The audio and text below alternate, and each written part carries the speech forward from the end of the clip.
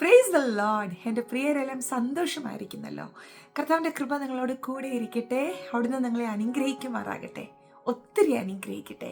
ജീവിതത്തിൻ്റെ എല്ലാ മേഖലയിലും നിങ്ങളൊരു ബ്ലെസ്സിങ് ആയിരിക്കണം. എല്ലാവർക്കും നിങ്ങളൊരു ആശ്വാസമായിരിക്കണം. നിങ്ങളുടെ പുഞ്ചിരി അനേകർക്ക് ജീവനേകുന്നതായിരിക്കണം. അതെ പ്രിയപ്പെട്ടവരെ, തകർന്നിരിക്കുന്ന ഒത്തിരി പേര് നമുക്ക് ചുറ്റുമുണ്ട്. നാം ഒരുമിച്ച് വിചാരിച്ചാൽ അവരെയൊക്കെ ആശ്വസിപ്പിക്കുവാനും കർത്താവിൻ്റെ പാതയിലേക്ക് കൊണ്ടുവരുവാനും സാധിക്കും. അതിന് റോസ് ഓഫ് ഷാരൻ യൂട്യൂബ് കുടുംബാംഗങ്ങളെ എല്ലാം ഹോളി സ്പിരിറ്റ് ബലപ്പെടുത്തട്ടെ എന്ന് ഞാൻ പ്രാർത്ഥിക്കുന്നു. ഇങ്ങോട്ട് നോക്കിക്കേ, എന്നെ ഒന്ന് ശ്രദ്ധിച്ച് കേട്ടെ. പലപ്പോഴും കർത്താവ് നമ്മുടെ ജീവിതത്തിൽ പ്രതികൂലം അനുവദിക്കുന്നത് ദൈവ സാന്നിധ്യം നമ്മളുടെ കൂടെ ഉണ്ടെന്ന് വെളിപ്പെടുത്തേണ്ടതിനാ, ചിലത് തെളിയിക്കേണ്ടതിനാ. കഴിഞ്ഞ ദിവസങ്ങളിലൊക്കെ ഞാനത് നിങ്ങളോട് പറഞ്ഞു. ഇന്ന് വീണ്ടും ആവർത്തിക്കുകയാണ്. ഇന്നലെ രാത്രിയിൽ ഉറക്കത്തിൽ എന്നോട് പരിശുദ്ധാത്മാവ് ഇടപെട്ടുകൊണ്ടിരുന്നു. ഇന്ന് വെളുപ്പിനെ ഒക്കെ ഞാൻ ദൈവശബ്ദം കേട്ടുകൊണ്ടാണ് ഉണരുന്നത്. അപ്പസ്തോലപ്രവൃത്തി 28-ാം അധ്യായത്തിൽ അപ്പസ്തോലനായ പൗലോസ്, നമുക്കറിയാം, തൻ്റെ കയ്യിൽ അണലി പറ്റി അല്ലേ, താൻ തീ കായുവാനായിട്ട് ഇരുന്നപ്പോൾ വിറകിനകത്ത് നിന്ന് തൻ്റെ കരത്തിൽ അണലി പറ്റി.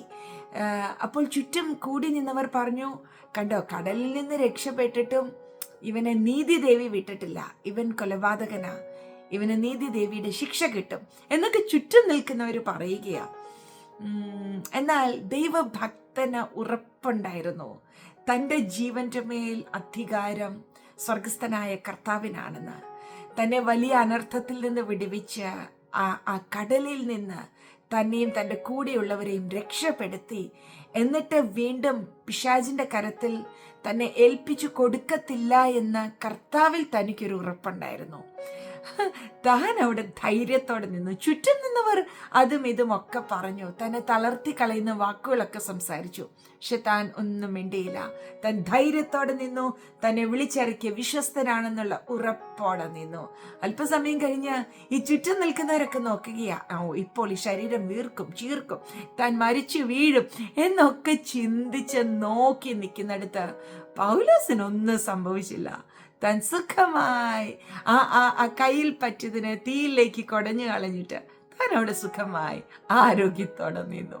അതേ പ്രിയപ്പെട്ടവരെ, എന്തിനാ കർത്താവ് ഇതൊക്കെ അനുവദിക്കുന്നത്? ഭക്തരുടെ ജീവിതത്തിൽ ദൈവ സാന്നിധ്യം കൂടെ ഉണ്ടെന്ന് ദൈവത്തിന് വെളിപ്പെടുത്തേണ്ടതുണ്ട്, തെളിയിക്കേണ്ടതുണ്ട്. നമ്മൾ കർത്താവിനെ ഒത്തിരി സ്നേഹിക്കുന്നതല്ലേ. അപ്പോസ്തലനായ പൗലോസ് റോമാലേഖനം 8-ാം അധ്യായം അതിൻ്റെ അവസാന വാക്യത്തിൽ എന്താ പറയുന്നത്? മരണത്തിനോ ജീവനോ ഉയരത്തിനോ ആഴത്തിനോ ഇപ്പോഴുള്ളതിനോ വരുവാനുള്ളതിനോ വാഴ്ചകൾക്കോ അധികാരങ്ങൾക്കോ മറ്റു യാതൊരു സൃഷ്ടിക്കോ കർത്താവായ യേശുവിൻ്റെ സ്നേഹത്തിൽ നിന്ന് എന്നെ വേർപിരിപ്പാൻ കഴിയത്തില്ല.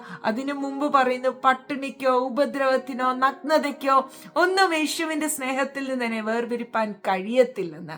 അപ്പോൾ ആ മനുഷ്യന്റെ കർത്താവുമായിട്ടുള്ള ബന്ധത്തെ ഒന്ന് നോക്കിക്കേ, എന്തൊരു അഭേദ്യ ബന്ധമാ. അങ്ങനെ തന്നെ സ്നേഹിച്ച തൻ്റെ പൊന്നും മകനെ മറ്റുള്ളവരുടെ മുമ്പിൽ മാനിക്കണമെന്നുള്ളത് കർത്താവിൻ്റെ ഉത്തരവാദിത്തമാ. ദൈവം തൻ്റെ മകന്റെ കൂടെ ഉണ്ടെന്ന് വെളിപ്പെടുത്തേണ്ടത് ദൈവത്തിൻ്റെ ഉത്തരവാദിത്തമാ. Praise God.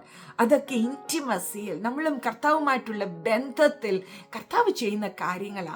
ഇന്ന് എൻ്റെ പ്രിയപ്പെട്ടവരോട് ഞാൻ പറയട്ടെ, ഞാൻ ആഗ്രഹിക്കുന്നു, ഞാൻ കൊതിക്കുന്നു, എന്നും ഞാൻ മെസ്സേജ് അപ്ലോഡ് ചെയ്യുമ്പോൾ പ്രാർത്ഥിക്കുന്ന ഒരു കാര്യമുണ്ട്. എൻ്റെ യൂട്യൂബ് കുടുംബാംഗങ്ങൾ മുഴുവനും യേശുവിനെ പ്രണയിക്കണം, കർത്താവുമായി പിരിയാൻ പറ്റാത്തൊരു ബന്ധത്തിലാകണമെന്ന്. അപ്രകാരം ഒരു ബന്ധത്തിലാണെങ്കിൽ പ്രിയരെ, ജീവിതത്തിൽ സ്വർഗം ചിലത് അനുവദിച്ചേക്കാം. അത് തകർത്ത് കളയേണ്ടതിനല്ല, മുടിച്ചു കളയേണ്ടതിനല്ല, എന്നേക്കുമായി നിങ്ങളുടെ പേര് തുടച്ചു മാറ്റേണ്ടതിനല്ല. പകരം ആ വൻ പ്രതികൂലത്തിൽ മറ്റുള്ളവർ പോലും പകച്ചു നിൽക്കുന്ന നിമിഷങ്ങളിൽ നിങ്ങളുടെ തകർച്ച കാണുവാൻ നോക്കി നിൽക്കുന്നവരുടെ മുമ്പിൽ ജീവനുള്ളൊരു ദൈവമുണ്ടെന്നും ആ ദൈവത്തിൻ്റെ കൺമണിയാകുന്നു നിങ്ങൾ എന്നും വെളിപ്പെടുത്തേണ്ടതിനത്രേ. ആയതുകൊണ്ട് ധൈര്യമായി മുന്നോട്ട് പോ. എനിക്ക് ഉറപ്പാ ഇന്ന് പരിശുദ്ധാത്മാവ് ഈ സന്ദേശത്തിലൂടെ നിങ്ങളോട് സംസാരിക്കുമെന്ന്. ഇന്നലെ രാത്രിയിലും ഇന്ന് വെളുപ്പിനെയും ഒക്കെ ഹോളി സ്പിരിറ്റിന്റെ ഉറക്കത്തിലും ദർശനത്തിലും സ്വപ്നത്തിലൂടെയും ഒക്കെ എന്നോട് ഇടപെട്ടുകൊണ്ടിരിക്കുകയായിരുന്നു. ഇന്ന് അതിരാവിലെ ദൈവശബ്ദം കേട്ടുകൊണ്ടാണ് ഞാൻ എഴുന്നേറ്റത്. എനിക്ക് ഉറപ്പാ ഇന്ന് നിങ്ങളോട് ഹോളി സ്പിരിറ്റ് സംസാരിക്കുന്നു. കർത്താവ് നിങ്ങളെ ബലപ്പെടുത്തട്ടെ. ക്ഷീണിക്കരുത്, പതറരുത്. കർത്താവിനെ ആഴമായി സ്നേഹിക്കുക. അവിടെ ഇരുന്നുകൊണ്ട് പറ, എൻ്റെ ജീവന്റെ ജീവൻ എൻ്റെ യേശുവാ. മറ്റാരെക്കാളും മറ്റെന്തിനേക്കാൾ അധികം ഞാൻ എൻ്റെ കർത്താവിനെ സ്നേഹിക്കുന്നു എന്നൊന്ന് പറഞ്ഞേ. ഹല്ലേലൂയ. പ്രിയപ്പെട്ടവരെ, ജീവിതത്തിൽ വരുന്നത് മൊത്തം നന്മയ്ക്കായി സ്വർഗം തീർക്കും. പ്രാർത്ഥിക്കാം. പരിശുദ്ധ പിതാവേ, ഞങ്ങൾ അങ്ങയെ ഒത്തിരി സ്നേഹിക്കുന്നു. അങ്ങ് ഞങ്ങളുടെ ജീവിതത്തിൽ അനുവദിക്കുന്നത്, ചിലതിലൂടെ കടന്നു പോകുവാൻ ഞങ്ങളെ അനുവദിക്കുന്നതെല്ലാം നന്മയ്ക്കാണെന്ന് ഞങ്ങൾ അറിയുന്നു. ഹല്ലേലൂയ. Thank you Jesus. അങ്ങ് ചിലത് ഈ ദിവസങ്ങളിൽ തെളിയിക്കേണ്ടതിനാണെന്ന് ഞങ്ങൾ മനസ്സിലാക്കുന്നു. നന്ദി അപ്പ. അങ്ങയുടെ സാന്നിധ്യത്തിന് നന്ദി, നന്ദി, നന്ദി. Thank you. Praise you Lord. Hallelujah. കർത്താവേ, ഞങ്ങൾ അങ്ങയെ സ്നേഹിക്കുന്നു, ബഹുമാനിക്കുന്നു. എൻ്റെ പ്രിയരെ എല്ലാം ഞാൻ ബ്ലെസ് ചെയ്യുന്നു നാഥ. മഹത്വ പായിക്കാം യേശുവിൻ നാമത്തിൽ തന്നെ. ആമേൻ. കർത്താവ് എല്ലാവരെയും അനുഗ്രഹിക്കട്ടെ. നമ്മൾ ഇന്റർസെസറി പ്രെയർ അനുഗ്രഹമായി നടക്കുന്നു. കഴിഞ്ഞ 2 ദിവസം സാറ്റർഡേ സൺഡേ നമ്മൾ ഒരുമിച്ച് കൂടിയില്ല. ഞാൻ വിശ്വസിക്കുന്നത് നിങ്ങളുടെ പേഴ്സണൽ പ്രെയറിലും ചർച്ചുകളിലും ഒക്കെ പ്രാർത്ഥിച്ചു എന്ന്. ഇന്ന് മുതൽ വീണ്ടും മൺഡേ ടു ഫ്രൈഡേ നമ്മളുടെ ഇന്റർസെസറി പ്രെയർ നടക്കും. നിങ്ങൾക്കറിയാം, നമ്മളുടെ ഈസ്റ്റേൺ ടൈം സോൺ മാറി നമ്മൾ 1 hour കൂടെ മുന്നോട്ടായി. അതായത് നമ്മൾ 11:30 കൂടിക്കൊണ്ടിരുന്നത്. ഇന്ത്യൻ ടൈമിൽ മാറ്റമില്ല, രാത്രി 10 PM തന്നെ. പക്ഷേ നമ്മളുടെ US ന്യൂയോർക്ക്, ന്യൂജേഴ്സി ടൈമിൽ വ്യത്യാസമുണ്ട്. നമ്മൾ ഇന്ന് 12:30 കൂടുന്നത്. കർത്താവ് എല്ലാവരെയും ബലപ്പെടുത്തട്ടെ. അല്പസമയം കഴിയുമ്പോൾ നമുക്ക് ഇന്റർസെസറി പ്രെയറിൽ ഒരുമിച്ച് കൂടാം. Till then bye.